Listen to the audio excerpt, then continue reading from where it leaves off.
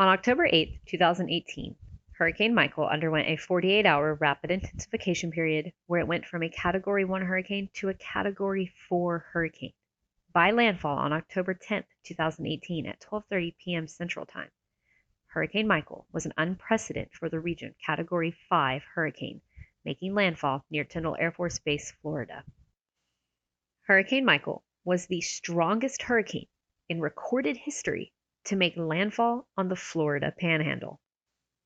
Landing with sustained winds of 161 miles per hour and a minimum pressure of 919 millibars, the storm was the fourth most powerful hurricane to hit the United States, spreading devastation far inland through many counties in northwestern Florida, from Bay County, Gulf County, Calhoun County, even through Jackson County and Leon County, where the state capital is located. Hurricane Michael was unique in that it maintained its major hurricane status all the way through the Florida-Georgia state line. As it entered Seminole County, Georgia, it was still a strong Category 3 hurricane. Across northwestern Florida and into the state of Georgia, Hurricane Michael was responsible for $25 billion in damages. These are the 31 voices of Hurricane Michael, representing the many unique experiences and perspectives of the community members who endured the storm and its impacts. Voices of hope, empathy, pain, lessons learned, grit, determination, and extensive insight into one of the most catastrophic hurricane seasons the Florida Panhandle has ever encountered. I'm meteorologist Melissa Thomas, and allow me to introduce you to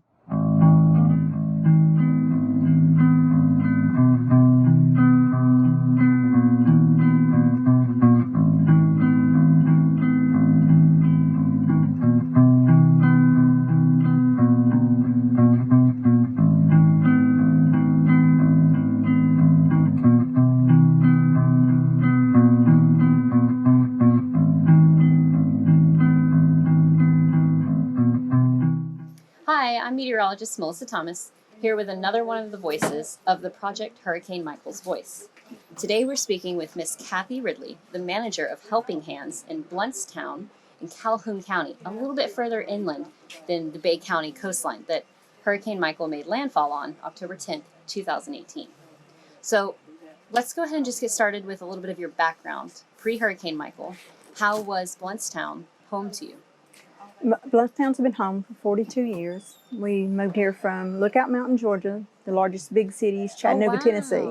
Beautiful. And we moved down here to build a church and have been here ever since. Have decided not to go back to the mountains I and love it. kind of made this our home. But I do like to go to the mountains and I still visit there quite a bit. So Helping Hands, the thrift store that's located here in Blountstown, how did you get into managing this? And kind of fell into it. yeah. I had in-home daycare, and I was with the TAP program from the high school, which is Teenage Pregnancy Program. And I had signed a contract to babysit the babies. Yeah. And they had changed hands. And so the person over it kept promising to send children, and it never happened. So I needed a job. Yeah. So the store had been shut down and was fixing to reopen. So I contacted the person who was the president, and he said, well, you have to volunteer before you can become a worker. So believe it or not, I hid out in the back room and sorted everything because I didn't want to be out front. Oh, no. So 5 years And now down you're the the road, face. now I'm the face. So it started out with almost nothing. So many needs in the community. I knew it was a place to go if you had a need. Yeah. You know, I knew they give away the clothes and whatever the store had, and once in a while could help you with medications and whatever. Yeah. I didn't know the scope of what all the needs were in the community or the scope of what people expected the store to do for them. Yeah. So we started out with nothing. The store had a bad rap. The last owner had embezzled from it. Oh, no. Not owner, but manager. Yeah. Had embezzled from it and blew it dry. So your cleanup crew. We were the cleanup crew, and we have paid off every single debt. We bought a new air conditioner in the back with no credit. Oh, wow. So we've come a long way. And you guys were charitable pre-Hurricane Michael. Yes, since 1991. Awesome. 4 ladies went together and started out in a small room in a church. And from there, it expanded. It started out just giving out clothes for needy children in the area. But then from there, it moved 3 different places. And now we have this building, which is a standalone 501(c) building. Yeah. And we're under the guise of Helping Hands for People Incorporated. Okay. And that's where we have our 501(c) from. We have been here, like I said, be 6 years in February. Physically, the building. Yeah. Yes. And before the storm, we were doing pretty good. The building next to us had a nice new tin roof on it with a skylight. And we were going to take and come in and take the old rotted floor out. And actually, it was 3 layers of tongue and groove pine on the ceiling and on the roof. And I had somebody from Tallahassee who wanted to come in and buy it. Yeah. Yeah.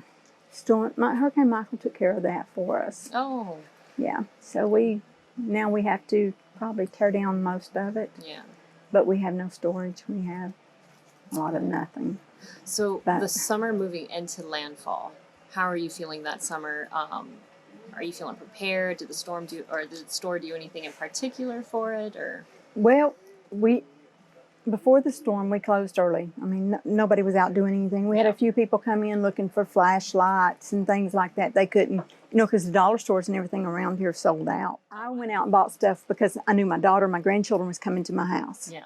And I didn't know if I was going to have 2 daughters come to my house or 3 daughters come to my house. So I tried to have, junk food for the kids and stuff. Well, then she tried to prepare for my husband who has sugar problem. Yeah. And so it was funny. Each one of us preparing for the other, But it was more like party over. We knew we'd be without power 2 or 3 days. No.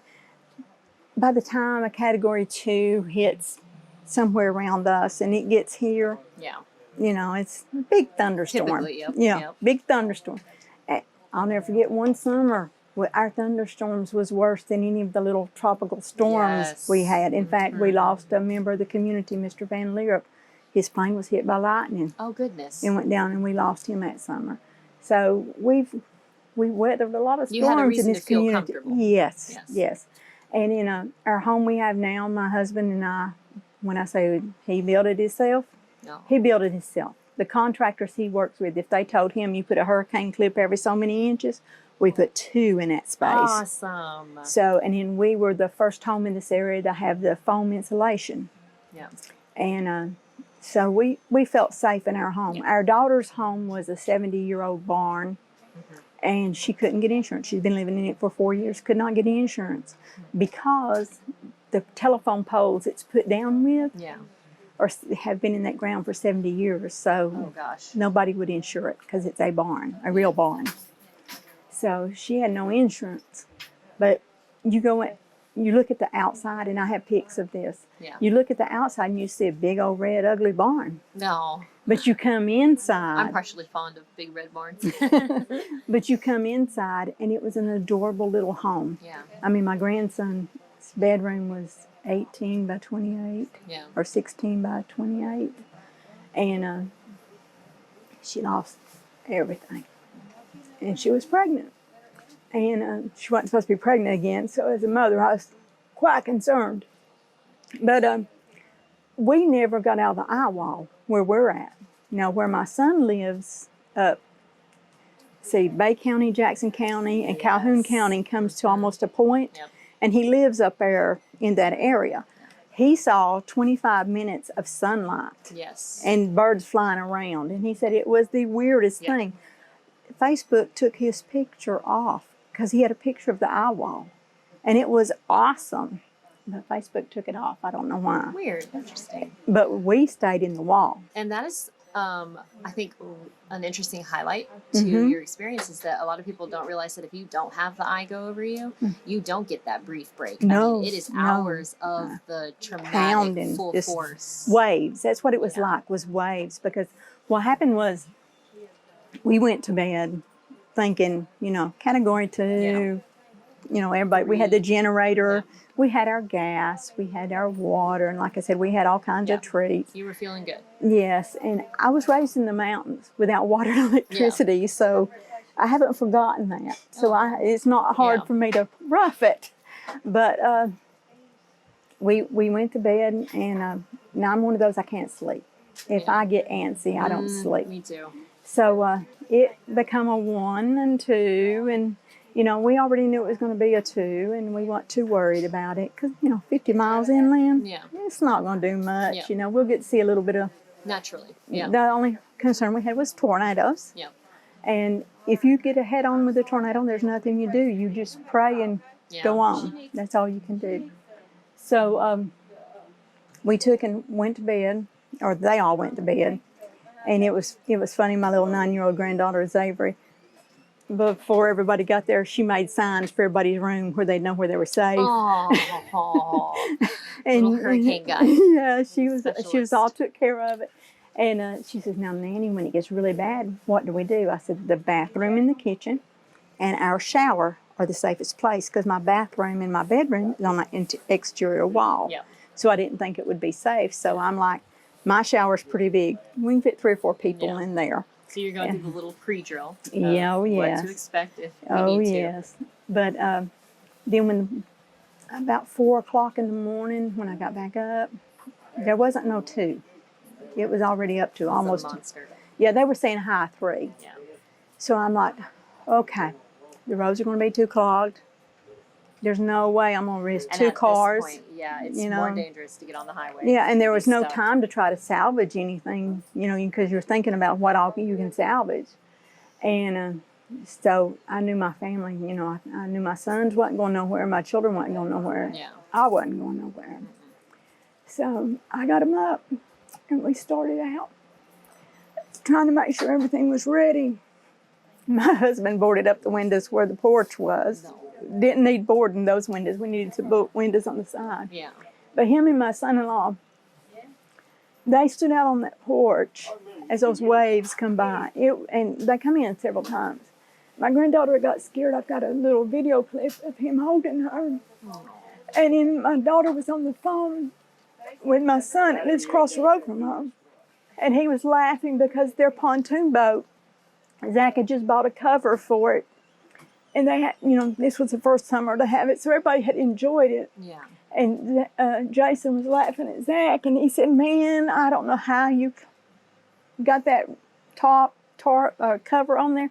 He said, "That thing has lifted up and come down, and lifted up and come down." And he said, "But the pontoon boat's still here. The barn is still here." Well, one of his friends, actually a child I babysit, was on another end of Jason's house, and he was talking to my daughter. And he was telling Deanna, "Hey, the barn doors just went." Oh, no. Because their house was in 1/3 of the barn. Yeah. And in the other third of the barn was an open area, and in 1/3 of the barn was unfinished. Yeah. And I said that backwards. She had she had downstairs, she has 2 bedrooms, bathroom, her living and dining room area. Yeah. Then she had a pantry, and then stairs up to Jackson's room, which was above. In Jackson's, you had the long bedroom area with the bathroom and a nice closet. Yeah. You had another little area where if he wanted to come in and build him a living room and a kitchen area, or just a kitchen area. Lounge, yeah, but they were using it for storage. Yeah. All right, so then you had like a third that was framed up, and then a third of unfinished, but they were using it for storage, and the laundry room was there. And her Christmas stuff was there, but all the children's stuff growing up, because her son was 18 then. Her baby girl was 9, and then she was pregnant. Yeah. So she lost everything. Michael told her the barn doors went. So when the barn doors went, about the same time, a tree come down on the good part of the house. A huge tree. One branch of that tree went into my grandson's bedroom, punched a hole in the side to where water was running into the living room floor. Yeah. And in his closet, all that stuff, the TVs, everything got water, mold. Zach was born without sinuses, so he has a lot of sinus issues because they peeled his face back and put in titanium sinuses. Oh, goodness. So he has to go and have special treatments. So he was extra sensitive pre-storm. Yes, Xavery has 3 kinds of asthma. She has one of them is called true asthma. One is allergic asthma, and then the other one's, I guess, emotional. Yeah. Because if she gets Stress too induced. or the heat, Yeah. a lot of different factors can set it off. So Yeah. she has all 3 of the asthmas that you can have. So she can't be in the mold and the mildew. Before the storm, she come here to the store all the time with me. She grew up in this store because that was one of the reasons I went to work here was because she was less than 2 years old, and I could bring her here with me. Well, I brought her to the store with me. Yeah. We made a children's area just for her to be able to sit. Well, not her, but they had never had anything in the community for the children. So we made an area and set up the children's area because actually when the store opened, we had 1 rack and that was it in the whole store. And that was the clothes and the shoes and everything. And that was for everybody. So you can see because of our giving, we believe God uses your seeds to give. And that plants a seed for God to give more. So we started giving, like I said, we give what we have here in the store. We give out of our own pockets to meet needs.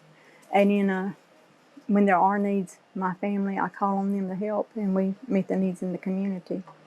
Beyond just the store. You've taken on a lot more responsibility for your home. And when Michael come through, I mean, you had wave after wave after wave of storms.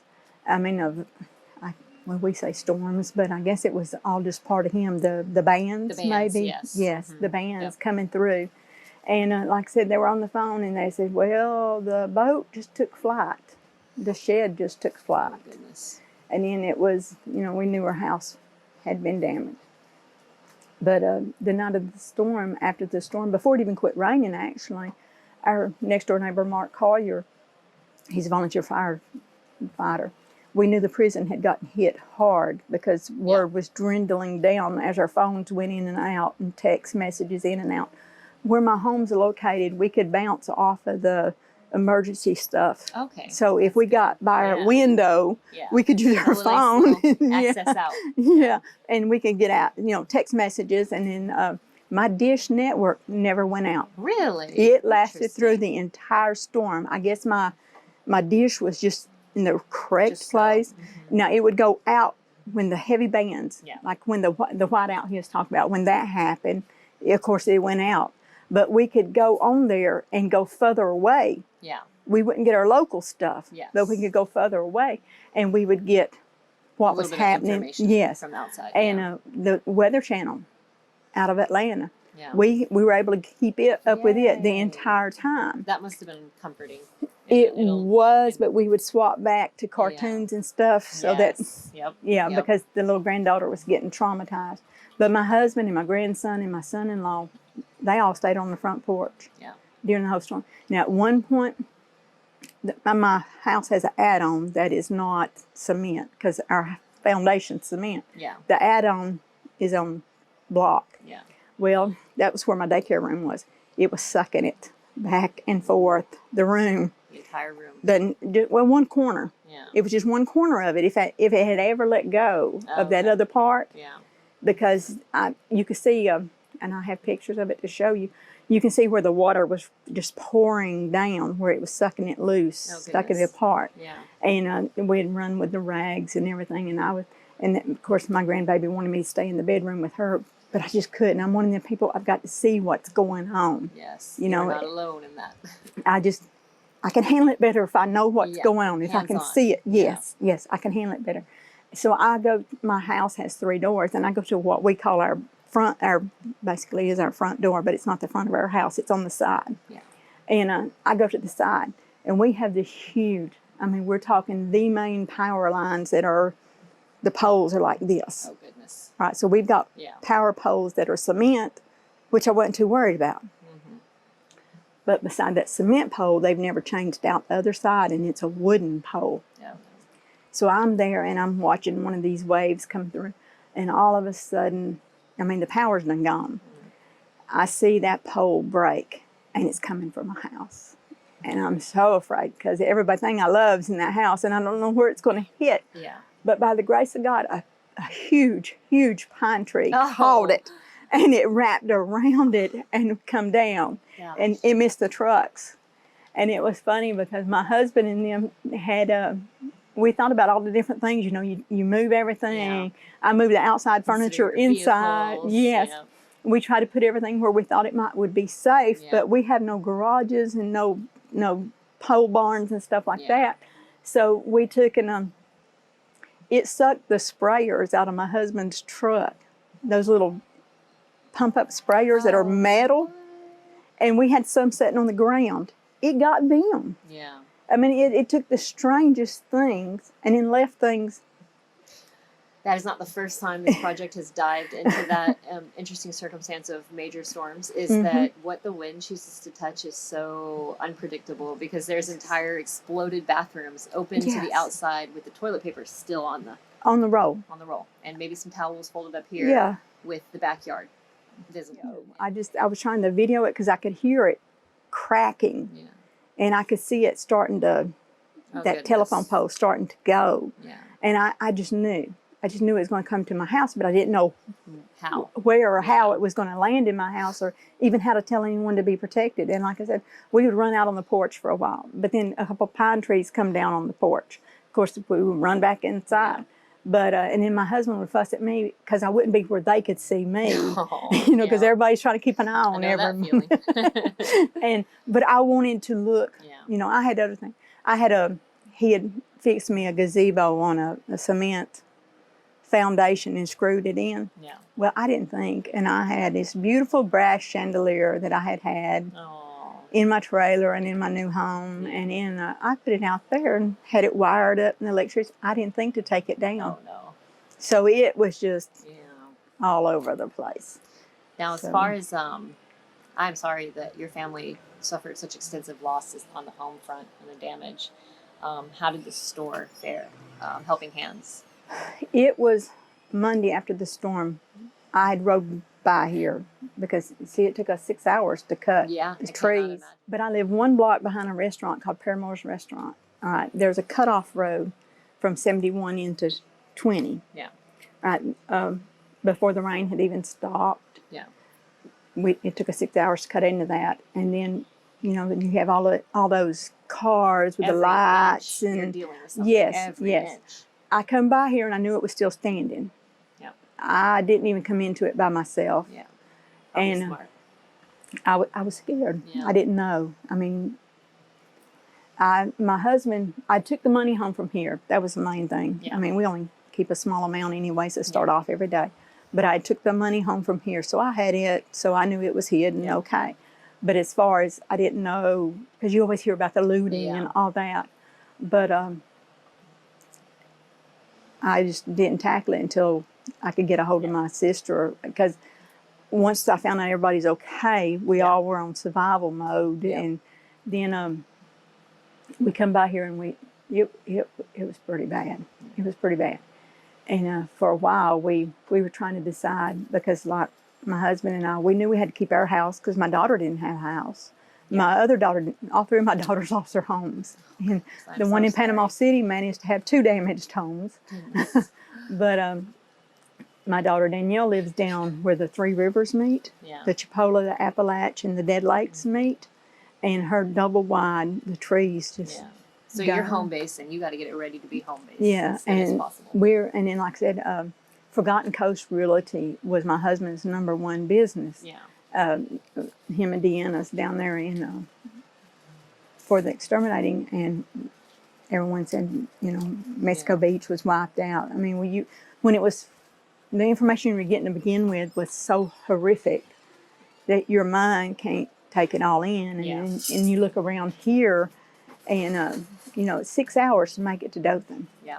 And we had to go to Dothan. The storm hit on Wednesday. We went to Dothan on Friday. We had to have gas. Yeah. We had 1 generator at the time. We had to have gas, and I told my husband, I said, if we can get a second generator, then we can take and maybe run an air conditioner or a washing machine or something, because we couldn't use our stove, which wasn't so bad because I'm one of those cooks that I can just pull out crock pots and flat grills, and we had the charcoal for the other kind of grill and stuff. So we were making do with that kind of stuff. But my husband and my son and my son-in-law and my grandson, those 4 people would leave as soon as sun come up, and they would start doing tarps for people. They were fixing weather heads for people. Yeah. They were wiring generators because people didn't know how to wire the generators. A lot of people didn't know about you could buy a stove plug-in and use it on your generator and plug it into your house, and it would backfeed. But you had to be sure and have your light thing, the meter, took out of your house to keep it from damaging your house. Okay. So they were on call doing that. They had little catastrophe hacks experience that they were helping everybody to kind of get on their feet with. And we wouldn't see them. They would text us and let us know, because if, like I said, if we got in that one spot, then we could get a text until Verizon got here several days later. But they would start out to go do one thing to help one person and end up helping so many other people snowball along the way. And then they would call us and tell us, well, we've got somebody that needs water and they have no way to get it. Can you go? Yeah. And that's what we did every day, all day long. We bought generators for other family members and other people we knew that needed it, couldn't get it. They did so many roofs and cut so many trees, dug people out. And then the store, when Joni and I come to do the store, it was so full of water. There was water all the way up to these, up here. I mean, there was water everywhere. And the roof was, the roof on the building next door, which was our storage area, it blowed out the windows on the front and the side.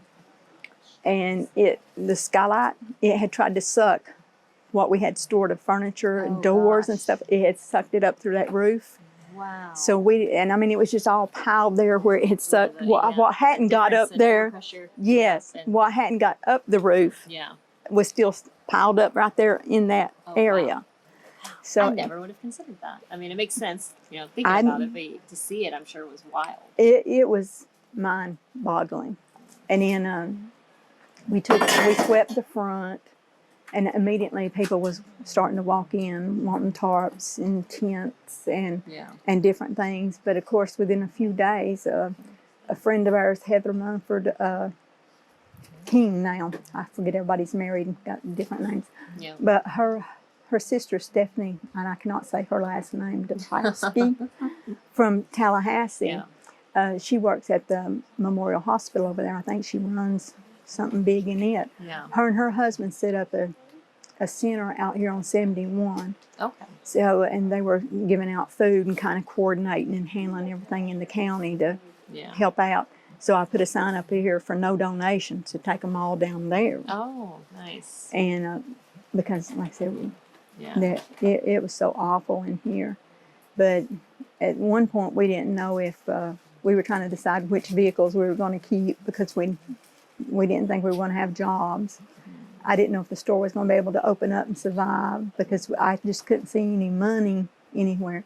We had no phone for 2 months, no internet for 2 months. And even when the electricity come back on, it would go off. The city and the counties would go off every day just about for a certain amount of time. Yeah, and it gradually lowered down. Well, even still now, if we have lightning or thunder or a bad wind, the infrastructure is still vulnerable. Yes. And what a lot of people didn't realize is we had so many people from different places who did it different ways. And the one comment they all said was, we were in the Stone Ages. Yeah. Our infrastructure was so old. Rip. And the boy that come to work on the telephone here did not know that a landline phone would ring, even though there was no electricity. Oh no! I'm serious. That is interesting. You bring something very unique to the table that has not been discussed in the project currently. Is that you had so many different people from out of state coming in these communities to help out. So many different ways of doing things that are crisscrossing now and having to work together, and that's absolutely. Thank you for bringing that to the table. It was amazing, and the Pike Electric Company, I think they're still here because I still see them in their trucks. Yeah. It took them 4 days to cut around that one big pole at my house, and they were there before we got up in the morning. Yeah. And they were there after dark at night. Oh, goodness. Because we'd offer them food and drink, and they didn't want to take it. But they were good men. They worked awesomely, and I just couldn't imagine having my husband and my family away from me as much as those men were down here sweating and stuff. And then my husband got one phone call where the electric people couldn't work for bees. They were being attacked by bees because of all the trees being uprooted and everything. There was nowhere for the yellow jackets, the honeybees. We felt that in Callaway as well. Because they usually build in the ground and make paper. They use make a paper-like nest, but there was nowhere for them to go. Same thing with the hornets or anything else. And my son-in-law was trying to roof a house down here in town and got bee stung, and we didn't know he was allergic to bee stings. And here we'd been told the hospital had been destroyed, which we knew it hadn't been because we'd been by there. It was damaged, but it had not been destroyed. So we had to run him out to the hospital, and that luckily there was some people from the Army and I don't know what all out there, but they took real good care of him while he was there. But it was just, it's not something you want to live through again. You know, and my husband says now that like when Dorian was coming, he said, we're not staying here. He said there is no trees for protection because you look around here and up on 69, I went by a house the other day and it had the big water oaks. Had no damage whatsoever, and the yard was full of water oaks. And I thought, you know, that just goes to show you God knows what he does when he's building a place, because those water oaks are indigenous to this area. That house didn't have one bit of damage. One bit of damage. And it had those huge trees all the way around it. And here we had pines because that's what everybody makes their money off of. And see, Calhoun. Snap. Yep. Now, this past year in recovery, as far as your family and the store, how's recovery been for you and progress? I know pre-interview we were talking about some things that are just getting started, and that's mind-blowing. I would like to shed a light on that. Well, it's moved at a snail's pace. FEMA give my daughter $300 for a whole house. A whole house. $300. A whole house. Give her $2,000 for to find a place to stay. Other than that, they didn't really help her. The boat the money she got off her boat, the $5,000 insurance she got off the boat, her and her husband took it, and the money they got, the other $2,000 from $2,000 for the finding a place because they stayed with us, they lived with us, and they started them a home. They now have a beautiful home. It's not finished, but they've moved out on their own last month, and she got a little 5-month-old baby boy who's healthy. He had to have major surgery when he was 4 days old, but that all worked out, thank God, to Gulf Coast Hospital.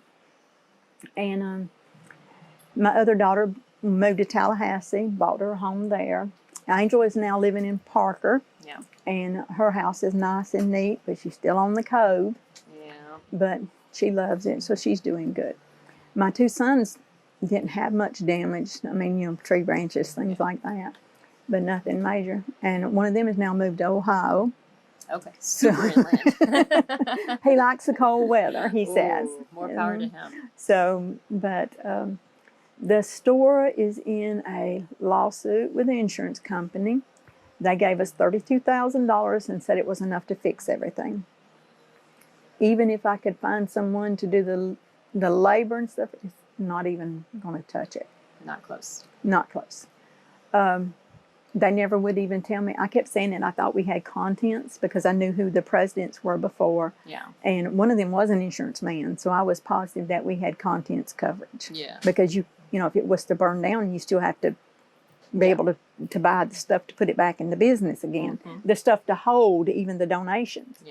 And finally the attorneys got hold of the contents, and we have contents. Good. So, but then the other day he told me they refused to acknowledge we even have a lawsuit against them. So we have to file a special lawsuit, and it will go to court. I didn't even know you could do that. Brush away a lawsuit by saying, you're not suing me. They sent a paper and said they had give us all they were going to give us. And I guess it is what it is. It's a real battle. Yes. And as far as different portions of the stores, what are you currently struggling with? It's kind of closed off even portions of your store. Yes. The mold, and we have every kind of mold you can comprehend in here right now. and it makes us sick. Yeah. We keep sinus infections on antibiotics right now. Sometimes. And you said the little one with asthma can't even really visit the store. No, my 'cause it's grandchildren so- can't come in here. so sensitive to No, and we have a couple of customers that have asthma and have allergies and stuff, and they'll run in and and if I know there's something they're looking for, I try to keep it to where it's on hand, where they don't have to be in here very long. Yeah, yeah. But I got tickled at one girl. I don't know her name. She's a blonde-headed girl that comes in here quite frequently, and she got real bad asthma. Yeah. And she said, I just can't stay away. I just got to come and see what's new. Oh, worth it. That's what she said. That's awesome. Well, I'm glad that you guys are still around for her to be able to crawl through here and check it out. I said if I have to, the other side over here isn't damaged. If I have to, I'll put plastic over the wall here and sell out of that one room if I have to, and try to meet the needs of the community, because we are the poorest county in the state. A statistician told us that after the storm. Yeah. We have no businesses as far as the industry. There's nothing here. And one of my previous interviews from this area was actually bringing up that as far as the working class travel into Panama City, Panama City Beach, and as far as recovery goes, you have to get these areas taken care of, so that they can even contribute back into a bigger city. If you're not taking care of your outer communities, your bigger city doesn't have the the labor that they depend on. So it's very important that there is attention brought to these communities, that they are getting assistance, they are getting help, so that as a whole, Northwest Florida can continue forward. And even it's funny how that the people from Panama City come this way looking for homes. Yes. When we didn't even have homes. And it's the same thing with the store. I tried to find a building to rent for us to move into, so that this could be fixed, or so that, it'd be better for all of us. But there's nothing. Everything's in the same shape. Resources are terribly, terribly limited. Yeah. Well, hopefully with this project, anybody that runs across it can be exposed to helping hands in Blountstown, Calhoun County. And try to live by our name. Any little bit of help, like she was, speaking about earlier, plant some seeds to grow some more seeds. Hopefully maybe some people will funnel some funds and resources your way, because I really would hate to see anything happen to this. And I think it's just, you can't see it on the camera, but just everything in this store is just, it's so full. The business has been in and out. I mean, I did not expect the amount of business coming in and out that I've seen today. You are an asset to this community. And I also have to say, I don't know if you did this on purpose, but this backdrop to the interviews that'll be dropped in October, I mean, it's too perfect. I don't know if you planned that or not, but. Well, we have one Christmas window and one homecoming window. Oh, I love it. So. Hopefully your recovery continues at a faster pace than a snail's pace. And one thing people aren't even realizing is now that the homes have started burning. Yes. Because of the water getting into. And we've had so many storms after Michael. I mean, it didn't give us a break with the rain. Yeah. And now we're in a dry spell and want some rain. Yeah. So I said, it's the first time since I had my roof fixed, and it's not raining. Post-disaster of this scale, it's interesting on the different extremes that you face vulnerabilities on. As far as the debris all over each of the counties when it dries out like this. So it's raining, your structures are vulnerable to moisture. That's, give me a break, have fire weather to worry about, because that's all just burning fuel if a fire is to be sparked. So post-disaster of this scale, I mean, you're getting it from every front. Everywhere. You have to consider. And you're like, can I have a happy medium somewhere? Yeah, somewhere in the middle. Like, can we not be 0 or 100? But it is Florida. Yeah, that's true. So, with community members such as yourself, I think the rebuild is in good hands. Well, like I said, we've got a long way to go, but we have a lot of potential in the community. I know I've worked for a company 35 years. My daughter's 39, 35 years. And it's one of the timber companies, one of the larger ones here in the community. And to start off with, I mean, we thought it was going to wipe them out. Yeah. They brought in loggers from other states, and they have been here trying to salvage what they can. That's good. And one of the men said the other day that there is 10 years worth of just stumps. And if you just ride around town and you look at You know, because everybody had their little patch of trees that nobody messed with. Yeah. You know what I'm saying? It just grew there. Yeah. All that stuff laid over. All it takes one careless person flipping a cigarette, and it's Yep. gone. Something I we have know. to be mindful of. Joni had one of her neighbor's house blow up the other night, and where she lives, and I was real concerned about it, the fire getting away, and yeah, It's something to be so considerate it's of. tit for tat on everything you do, Day by day. day And with by day, community members such as yourself. inch by inch, We are, yes, day by day. Let's minute by minute in some cases. for sure. But thank you so much for reaching out to the project and sharing your experience, not only personally, but with the store on a business level front of what it's like to go through something of this scale. And maybe in the future, if anybody runs across your interview that's going through anything similar, they won't feel so alone. They'll listen to some of your tips, what you've been through, your struggle. Yeah, and just don't give up. Well, thank you so much. Thank you.